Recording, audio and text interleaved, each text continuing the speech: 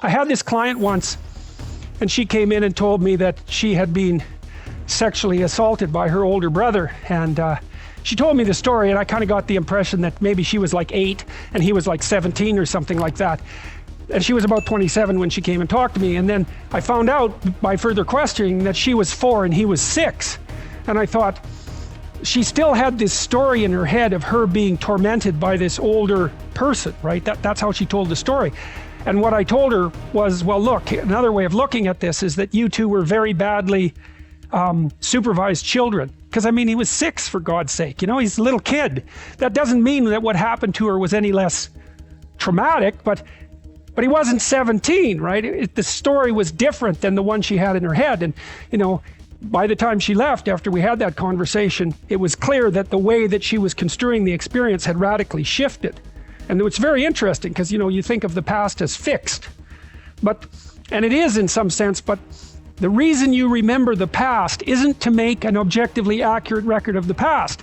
It's so that you can use the information in the past to prepare you for the future.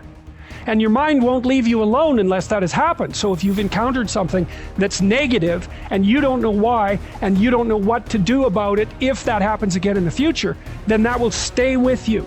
And I think one of the things it does too is it increases your overall physiological load. There's actually physiologists who've been talking about this. I can't remember the damn phrase, but you can imagine that your mind is doing something like this all the time.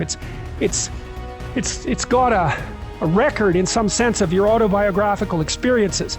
And what it's doing is calculating how frequently you've been successful versus unsuccessful. And the more frequently that you've been successful, the higher you are up on the dominance hierarchy. That's one possibility. So your serotonin levels go up and you're calmer, but also it's reasonable to assume that the environment is less dangerous, right? Because that's sort of what constitutes danger. You're somewhere and you act and something you don't want to have happen happens, that's danger. And so your brain is always trying to figure out how to calibrate how anxious you should be. And one of the things it does is by sort of keeping track of your past success-failure ratio.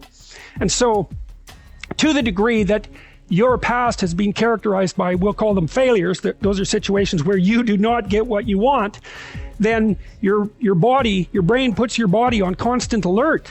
Because if everything that you've done has resulted in catastrophe, then you're somewhere insanely dangerous, and you should be like a prey animal that's ready to dart in any direction. And how much you should be a prey animal is dependent on, it's an estimate, partly your trait neuroticism, partly your success as adjudicated by other people, right? Because they'll pop you up the dominance hierarchy if you've been successful, but also partly on your record of failures and successes in the past. And so you can go back and you can find out where you have holes in the structure through which you're viewing the world. That's one way of looking at it. And you can sew those things up. And that's in some sense, that's what you're doing in psychotherapy. You know, partly it's exposure to things you're afraid of and disgusted by and are likely to avoid. That's a huge chunk of it. But if you go back into your past and you start talking those things through, it's really the same thing. It's more abstracted. So Freud, of course, was always, when he was doing his free association process with his clients, he'd find that if he just let them talk, that their speech would circle until it hit a place like that, where they were confused and doubtful. And then their speech would sort of wander around that, and then they'd have an emotional expression that was a consequence of that. He thought the emotional expression was what was curative. It was cathartic in his terms. But later, James Pennebaker, upon whom these writing exercises I described, his research is based on that. My exercises are based on his research. He found that if you brought college students to the lab and you had them write for 15 minutes 3 times over 3 days about the worst thing that had ever happened to them, or the worst thing they ever did, if I remember correctly, they got worse in the short term but better in the long run. For example, they went and visited the doctor less, and markers of their physical health improved. And so I think the reason for that is because, what is that called? It's called something load. Just about got it right from the physiologists. Doesn't matter. They got healthier, as far as I can tell, because they basically calmed down. Once they had gone through the negative memory and sorted it out properly and told a properly articulated story and figured out how to deal with it, then their physiology calmed down. And so then they weren't as stressed, they weren't producing as much cortisol, and so cortisol suppresses your immune function, and so they were more likely to stay healthy. And so, well, so that's all very much worth thinking about. That's all in the domain outside of the light. Because people think that the purpose of memory is to remember the past. And that's not the purpose of memory. The purpose of memory is to extract out from the past lessons to structure the future.